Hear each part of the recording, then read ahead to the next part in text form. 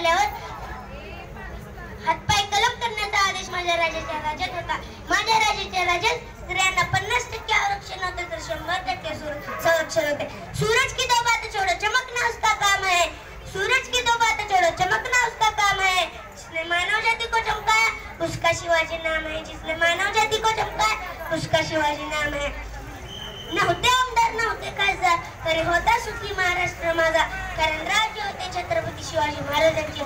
कारण राज्य होते छत्रपती शिवाजी महाराजांचे.